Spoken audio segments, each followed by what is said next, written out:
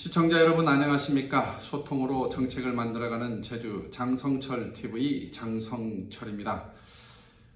오영훈 도정이 하반기 경제정책의 방향을 언론 보도를 통해서 전달을 했습니다.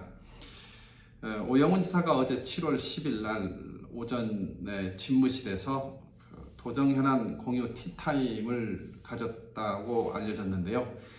이 자리에서 오영훈 지사가 경기 회복 전망이 어둡고 지방 세입도 정체되는 상황에서 안정적으로 세입을 확보하려면 우량 기업을 제주로 오게 만드는 것이 무엇보다 중요하다 이렇게 얘기하면서 제주 지역 하반기 경제 위기를 국가 정책과 연계하고 우량 기업 이전으로 극복하자 이런 취지로 말을 했습니다. 아마도 오영훈 지사는 지난 7월 4일 날 정부가 발표한 하반기 경제정책 방향에 맞춰서 분야별로 실국의 충실한 이해를 바탕으로 중앙부처와 발맞춰서 나가도록 새롭게 시행되거나 준비 중인 정책을 면밀하게 살펴봐야 한다 이런 당부까지 했는데요. 제주 지역의 하반기 7월부터 12월까지 하반기 이 경제 위기를 우량기업 이전과 국가 정책과 연계한 그 사업의 예산 확보 이걸 통해서 극복해 나가자 이런 방향을 제시한 것으로 보이는데 저는 오영훈 지사의 경제정책 방향과 관련된 메시지를 접하면서 이런 단어가 떠올랐습니다. 뜬구름.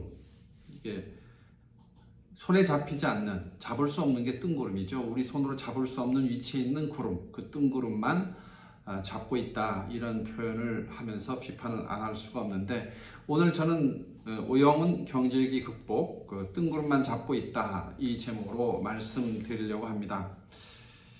그 뜬구름이라고 하는 게 손에 잡히지 않는다 이 말씀을 아까 드렸는데요. 그 이유를 오영훈 지사의 메시지를 살펴보면서 말씀드리겠습니다. 우량기업 이전으로 안정적인 세입을 확보하겠다. 이거 자체가 이게 뜬구름이죠. 정책의 어떤 추진의 목표는 우선순위가 있고 또 결과적으로 따라오는 목표가 있는데 이 결과적으로 따라오는 목표는 사실 최우선적인 정책 목표로 삼으면 정책이 어긋나죠. 세입의 확대라고 하는 것은 경제 정책을 했을 때 결과적으로 나오는 그런 경우가 대부분인데 특히 기업 유치와 관련된 정책의 목표를 세입의 안정적인 확보에 둔다고 했을 때 어느 외부에 있는 기업이 제주 지역에 와서 기업을 하겠다, 본사를 이전하겠다 이런 판단을 결정을 하겠습니까? 청년들의 고급 일자리를 늘리는 것을 최우선 목표로 삼고 추진해야 될 정책이 기업의 유치인데 안정적인 세입 확대를 위해서 기업 유치를 하겠다면 제가 지난 민선 도정 거의 한 20년 이상 지났지 않습니까? 95년부터 시작하면 지금 거의 28년, 30년 가까이 이렇게 되고 있는데 도정의 정책 목표와 관련해서 기업 유치의 목표를 세입 확대에 두는 그런 발언은 제가 처음 접하는 것 같습니다. 윤석열 정부가 지난 7월 4일 날 하반기 경제정책 방향을 발표를 했는데요. 정부는 물가 상승률 전망치를 3.5%에서 3.3%로 하향 조정을 했고요. 10만 명으로 내다봤던 그 고용자 증가폭 이거를 32만 명으로 크게 높여서 잡았습니다. 인플레 압력, 그러니까 물가 상승이죠. 이것은 줄였고 고용도 이제 탄탄해지고 있지만 어쨌든 성장의 눈높이를 조금 떨어뜨려서 안정적으로 관리하겠다고 하는 정부 정책의 의지가 엿보인다 할 것입니다.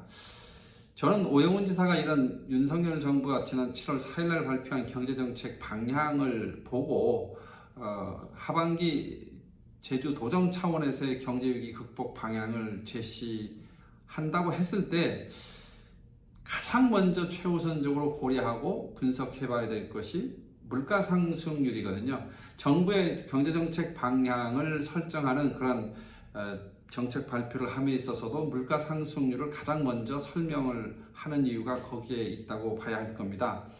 그러면 제주지역 물가 상승률을 살펴보아야죠. 원래 제주지역 물가 상승률, 그러니까 1월부터 6월까지 물가 상승률이 계속 뚝뚝 떨어지고 있습니다. 조금씩 떨어지는 게 아니고요. 지수만으로 보면 아주 급격하게 떨어졌습니다. 1월 달에 5.0%, 2월 달에 4.7%, 3월에 3.9%, 4월 달에 3.2%, 5월 달에 2.5%, 그리고 6월 달에 1.5%. 이게 뚝뚝 떨어지는 게 보이죠. 근데 도민 개개인에게 물어보면 월급 빼고 다 오른 것 같은데 무슨 물가가 이렇게 내렸다는 거냐, 이런 지적들이 나오는 게 또 사실입니다. 그런 도민들의 체감 물가하고 또 물가 상승률 지수의 그 하락폭이 이렇게 현격하게 차이가 나는 그 이유가 어디에 있을까요? 그것은 석유류 가격 때문에 그렇습니다. 석유류 가격이 급격히 하락했습니다. 이것이 다시 말하면 석유류 가격이요, 전체 물가 지수, 소비자 물가 지수 하락폭에 기여한 정도가 75%로 평가되고 있습니다. 즉 다른 품목의 소비자 가격이 사실상 거의 그대로거나 이렇게 오른 그런 상태에서도 석유류 가격이 급격하게 떨어지다 보니까 제주 지역 소비자 물가 지수가 상당히 크게 떨어진 거죠.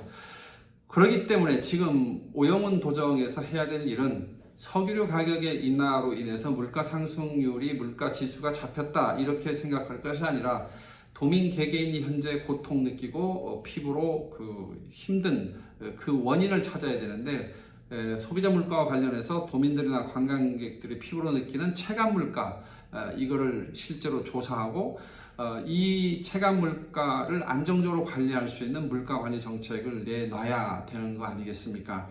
저는 이런 물가 관리 정책이 경제 정책의 기본 방향을 설정하는데 가장 첫 번째 우선 변수가 돼야 된다 하는 말씀을 드리고 싶습니다.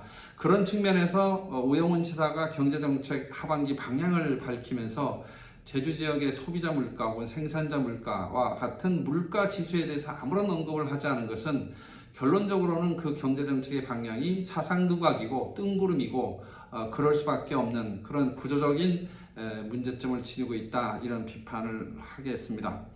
하반기 경제위기 극복을 위해서요, 고려해야 될 여러 가지 변수들이 있지만 제가 이 자리에서 여러분께 꼭 말씀드리고 싶은 것은 이 관광산업과 관련된 자영업자들의 현금 유동성 문제가 지금 굉장히 큰 문제로 닥치고 있습니다. 왜 그런지 살펴보겠습니다.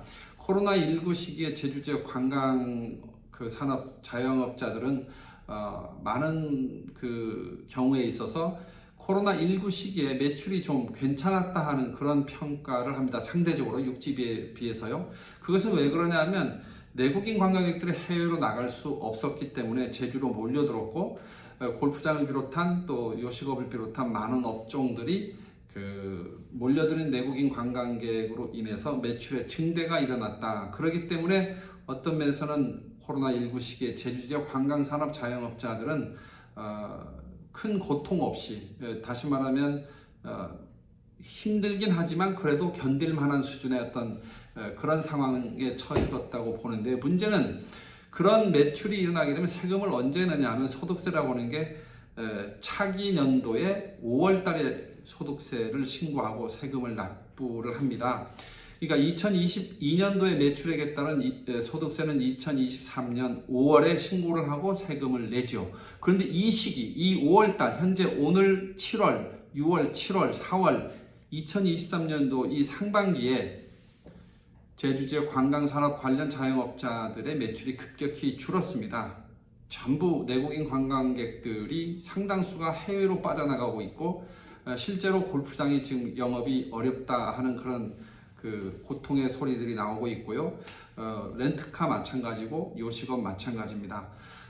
그런데 매출이 많이 늘어났을 때 세금을 낼 준비를 하는 그런 것이 정상적이지만, 이 작은 자영업을 하다 보면 그때그때 돈을 돌려야 되기 때문에 돈이 세금을 내야 될 그 시기에 매출이 떨어져 버리면 세금 내기 위해서 현금 유동성의 위기를 겪을 수밖에 없고, 현재 그런 고통을 당하고 있다는 말씀을 저는 여러 군데서 들었습니다. 그래서 저는 오영훈 도정이 지금 해야 될 경제위기 극복의 정책 과제 중에 핵심이 제주 신용보증재단을 통해 가지고 자영업자들의 원리금 상환, 이 동향을 파악을 해서 최소 대출금 상환을 6개월 혹은 1년 정도는 연장 조치하는 특별 시책이 좀 필요한 시점이고, 이에 대한 타당성을 전 면밀히 분석하는 작업을 제주도정이 시작해야 된다는 말씀을 꼭 드리고 싶습니다.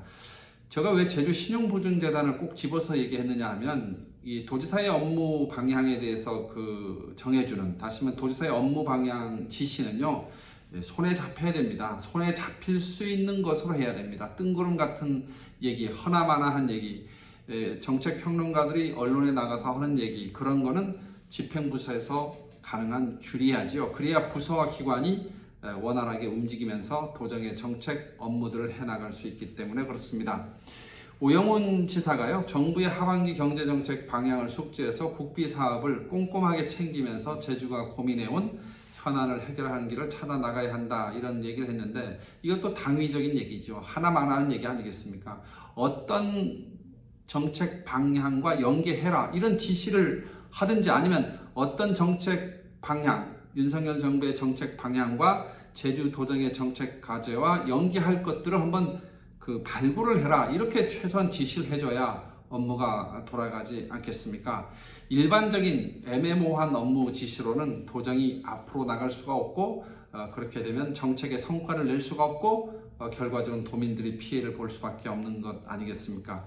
도지사 취임 당시에 윤석열 정부가 밝힌 국정과제, 이런 국정과제와 연계된 사업들을 기획하고 개발하는 것이 도정이 해야 될 일인데, 이러한 사업이 국책사업으로 확정된 것을 부서별로 찾고 종합 관리해야 된다. 그것이 오영훈 지사가 지금 해야 될 일이고, 지금쯤이면 국책사업 연계 10대 주요 추진 과제를 확정하고 중앙부처 예산 편성 단계에서 반영할 수 있도록 그렇게 전 노력을 해야 된다는 말씀을 오영훈 지사께 드리고 싶습니다. 그리고요, 언론 보도 자료를 보면 경제위기 극복, 국책사업 연계, 그리고 기업 이전으로 극복, 이런 제목이 나왔는데요. 저는 이런 제목의 언론 보도가 나오게끔 보도 자료를 만든 것도 전 문제라고 생각합니다. 오영훈 지사가 그러한 업무 지시를 이렇게 공유 티타임에서 했다고 하더라도 외부로 발표하는 것과 간부들과 얘기하는 것은 또 차이가 있을 수 있거든요. 다시 말하면 간부들과 티타임을 해서 여러 가지 의견을 조합하고 그 중에서 에센스, 또 중심이 되는 것들을 정해서 보도자를 내야지, 지사가 얘기한 걸 그대로 받아 적어서 밖으로 낸다면 참모가 왜 있어야 되겠습니까? 언론 보도에 보면 오영훈 지사 앞에 이제 김희연 정부부지사, 또 김성중 행정부지사, 그리고 기획과 조정실장, 이런 고위 간부들이 다 앉아 있던데요. 이런 식의 제목의 보도 자료가 언론에 배포될 수 있도록 놔뒀다면 저는 도지사를 보좌 하는 핵심 간부, 핵심 책임자로서 전 문제가 있다고 생각합니다. 최소한 하반기 경제정책의 방향이 전임 도정 때, 전임 도정 때는 어떻게 했는지 그런 사례들을 좀 보고, 또 정부가 밝히고 있는 하반기 경제정책 방향의 설계는 어떤 걸 우선순위로 하고 있는지를 보면, 이게 외부 기업 유치하고 또 국정과제 연계해서 하는 것이 중장기적인 정책 과제 아니겠습니까? 이런 중장기적인 정책 과제를 갖고 당장 시급하게 다가온 하반기 경제 위기를 극복하자는 얘기를 한다면 이게 시차도 맞지 않고요, 내용적으로 이렇게 조화가 될 수 없는 그런 정책 패키지 아니겠습니까? 이런 잘못된 정책 패키지를 외부에 발표하도록 놔둔 그 자체가 오영훈 지사도 물론 문제가 있지만 도지사를 보좌하는 핵심 책임자들한테 전 심각한 문제가 있다, 이 정도까지 오늘은 꼭 말씀을 드리고 싶습니다. 여러분 감사합니다.